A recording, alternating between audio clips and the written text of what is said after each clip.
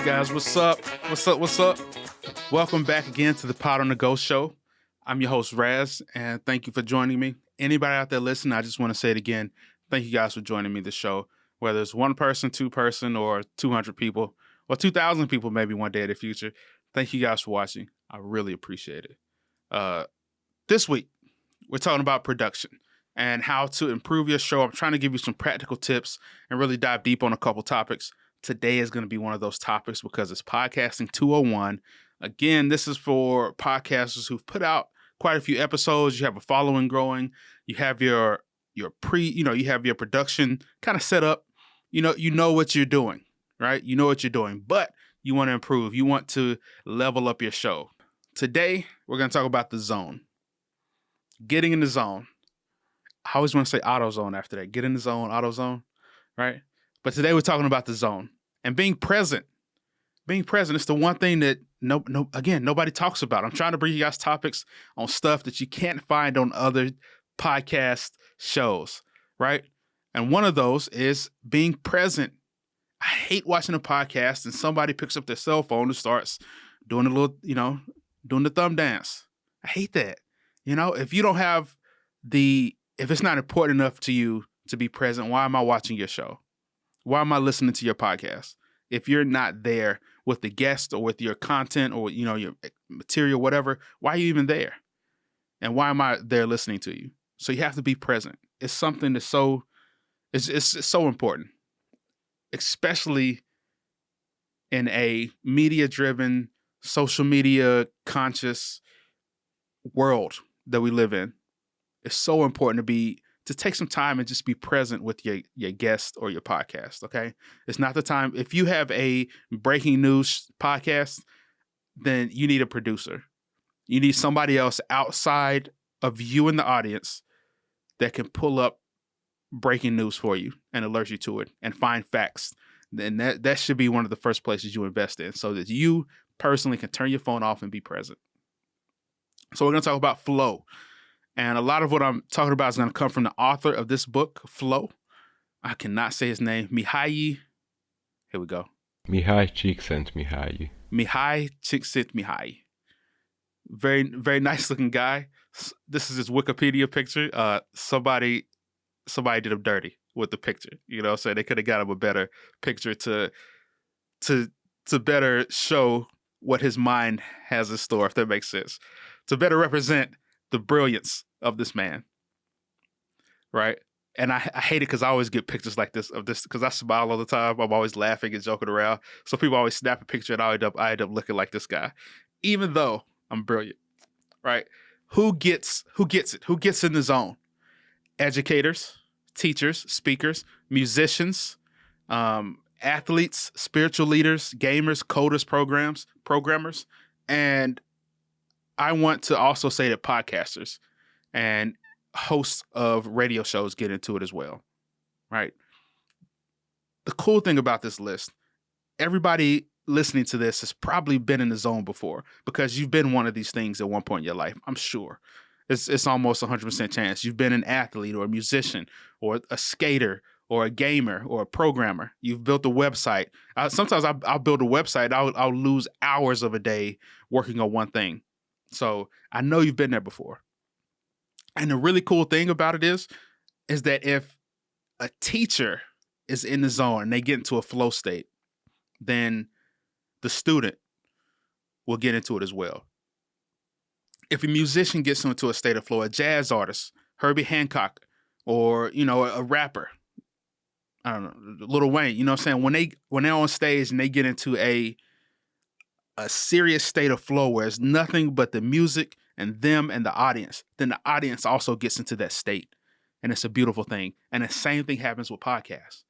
If you're a podcaster and you get into the state of flow, get into the zone with your guest or with your content, then your audience will also feel that. And they will not stop the podcast. They will not, if they can pull into their driveway at home, and they'll stay in the car and listen to the rest of your podcast because they're in the zone with you. They don't want to go in the house and interrupt it. They might miss an exit while they're driving. They might run for longer just to finish hearing your podcast if you can get in the zone. And that's valuable. So what is flow? And I'm going to read a lot today because I try to do a little bit of research, but all this is found on Wikipedia, the best research in the world. In positive psychology, a flow state, also known colloquially as being in the zone, is the mental state in which a person performing some activity is fully immersed in a feeling of energized focus, full involvement, and enjoyment in the process of the activity. In essence, flow is characterized by the complete absorption in what one does and a resulting transformation in one's sense of time. We've all been there. We've all been there. We've all been on a run and we lose track of time, or we're, playing a pickup basketball game with a friend, and we're so involved in it we don't realize that 2 hours have passed because we just don't want to lose. Even playing Monopoly, playing a game. The same thing happens in podcasting. Have you ever been interviewing someone as a podcaster and you lose complete track of time? By the end of the show, you look at your watch and you say, wow, an hour and a half has gone by. It felt like 5 minutes. That's beautiful. That means that you are completely absorbed in the task at hand. You are completely absorbed in the person that you're talking to. And that's a gift in this day and time. That is a gift that you're giving that person. That's a gift that you're giving your audience. The ability to be in the zone. It's the one thing I do really well on all of my interviews, is I'm able to block everything else out. If a child is sick, it doesn't matter. If my wife is sick, it doesn't matter. Nothing else matters. If I'm broke, if my bank account's in the negative, it doesn't matter because I'm right here with you right now. And the present moment is a gift. And that's really all that matters at the end of the day. So how do you get into it? Flow theory postulates 3 conditions that have to be met to achieve a flow state. One must be involved in an activity with a clear set of goals and progress. This adds direction and structure to the task. So how does this relate to podcasting? If you are interviewing somebody, this is where the prep work that I talked about yesterday comes in. If you know the person's background a little bit, if you know the person's industry a little bit, their expertise, if you listen to some of their talks, if you read their book, then it's easier to get into a state of flow because now you can kind of direct the conversation. You have a goal that you're trying to reach. When you bring a person on your show, you want to make sure that you know where you want the conversation to lead.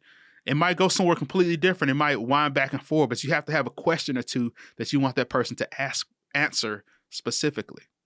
You have to have if you're just doing a talk yourself, if you're doing something like what I'm doing now, there has to be a goal that you want to reach at the end.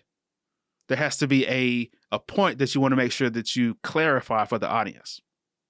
That's step 1 to getting into a state of flow. There has to be a goal. Step 2, the task at hand must have clear and immediate feedback. This helps the person negotiate any changing demands and allows them to adjust their performance to maintain the flow state. This is key. If you are interviewing somebody, you have to be present in order to notice their body language and the feedback that they give you. If you are taking notes or writing notes, which I did a couple of times, bad mistake. But if you are using your cell phone, or you're worried about the audio levels, or you're worried if a piece of equipment falls behind you, you have to be able to still stay focused on that person. Because if you're checking your phone, you're going to miss when a person, tilts their head to the side, or sits back in their chair, or folds their hands, or, squints their eyes a little bit to listen to you better. You're going to miss all these subtle body language changes. And that is going to severely inhibit the success of your podcast, because you're not going to be, in tune with the person across from you. And if you can't do that, you're not going to be able to dive deep on any topic, And the key there is when you do see those body language, then you have to address it. If a person squints their eye, or if a person takes their time answering one question, or if they're just firing through answers, but you notice that one question gives them trouble, ask them about it. Ask them, why did that question trouble you so much? And just be quiet and see what they say.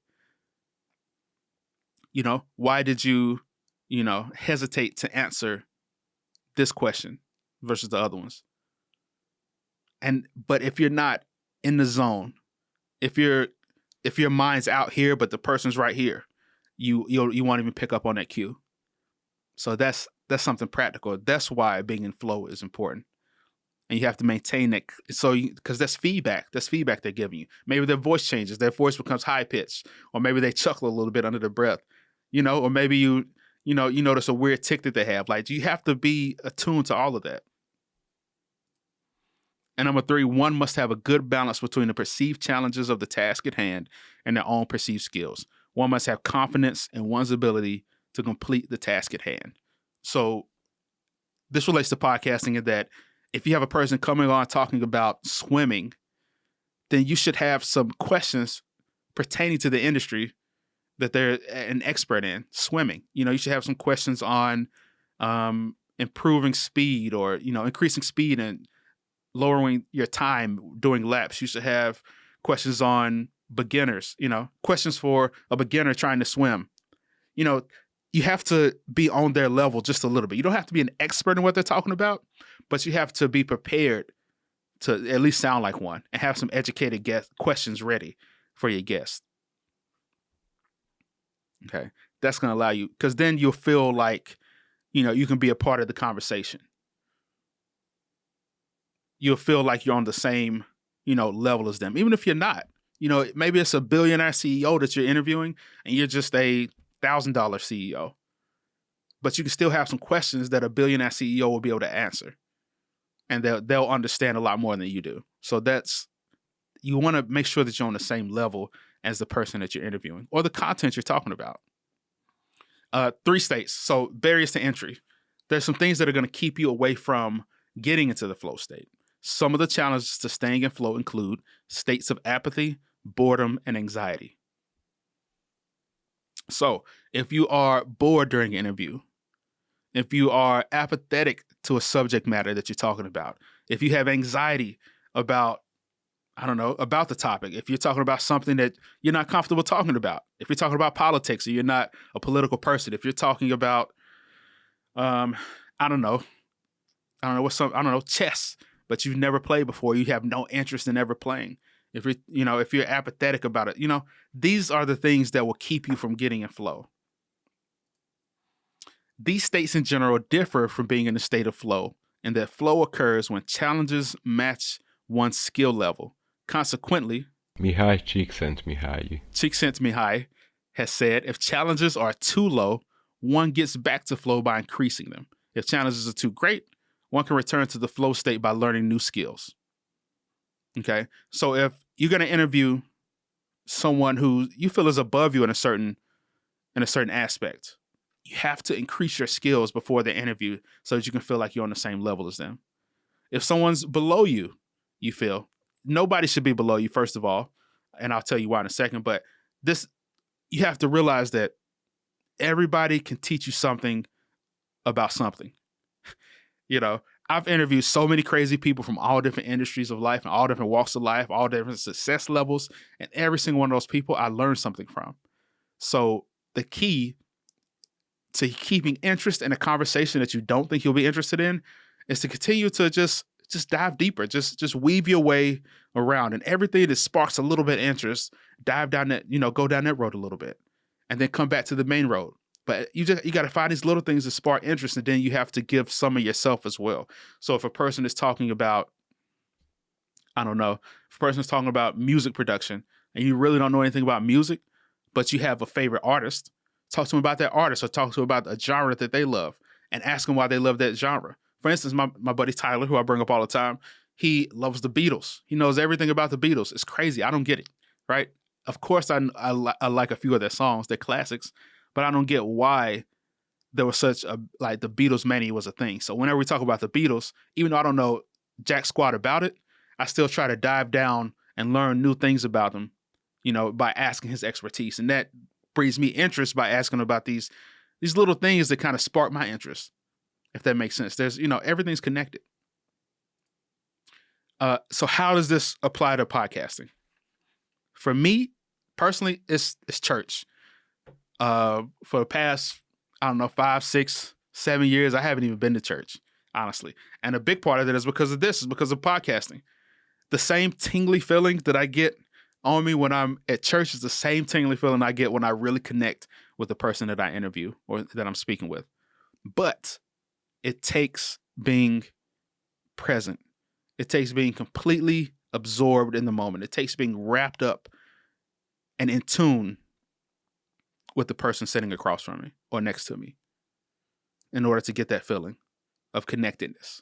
I don't know if the other person feels it. I'm going to start asking people, but I'm sure they do, at least at some point, because it's, I can feel it, they can feel it, and I'm sure the audience can feel it because I get a lot of compliments whenever I have a great guest on the show. And it's clear when I look at the views, when I felt something good, the guest felt something good, and the audience feels something good because the views go up. So it's a return on investment, and not just increasing views, but also just feeling good. Whenever I leave a interview and I have, and I've given my all to just be present, put on my blinders, and it's just me and that one person. It's just me and you. It's just me and you. It's nothing else matters. A sick kid doesn't matter. A wrecked car doesn't matter. Nothing matters except for me and you in this moment. That is the greatest reward I could ask for when I leave, because it makes my day a lot better.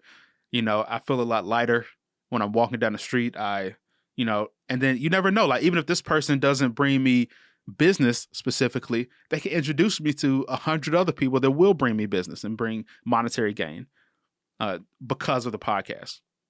Or just a lifelong friend or mentor. I've met a lot of those in Savannah and Chicago just by interviewing people and being present and being one-on-one, being, in one place. And it's so hard to do. It's a skill that you have to learn, but it's a skill that can bring you untold benefit in your life. And again, the audience can feel it. The audience can feel it. They don't want to leave it. And you're adding value to the world and not noise. And this is something I harp on a lot, and I'm going to continue to do so. But I hate podcasts out there who just add noise. It's just more noise. You're not bringing anything special. You're not adding to people's lives. Like, just don't do a podcast just because you can. Just because you have a large social media following doesn't mean you need a podcast. Just because you're a comedian doesn't mean you need a podcast. Just because you are a, business owner doesn't mean you need a podcast. You don't have to add more noise. You have to come to a podcast with something that you can add value, bring something special to people's lives when you start a podcast. EO Fire, Entrepreneur on Fire, is one of my favorite podcasts of all time. But I stopped listening because after 1,000 episodes, he's asking the same question to all 1,000 people. And it just to me, it becomes noise because a lot of the answers are the same answers. Again, I think he's done a lot for the podcast industry. I love listening to his show. It was a huge spark for me starting my first podcast, seeing his success. But it's not, I don't know. Some of it's just noise. It's just more people talking, more people talking about the same stuff, and nobody's really giving anything special. So yeah. So think about that. Think about that. That is the way to learn the most, when you are doing something with such enjoyment that you don't notice that the time passes. I am sometimes so wrapped up in my work that I forget about the noon meal. Albert Einstein. I think we've all been there. I've been there several times. I'm there every time I record this show, especially today because it's a topic that I love talking about. But yeah, thank you to Mihaly Csikszentmihalyi. Mihaly. I still screwed it up. Mihaly Csikszentmihalyi. Yeah, so thank you to you for your work, writing this book on focus and on the flow. And thank you guys for watching. If you want to record a podcast or improve your podcast, go to podonthego.com and find a studio near you. If you want to launch a podcast, just reach out to me. info@podonthego.com. Thank you guys for watching. I appreciate you so much. Peace out.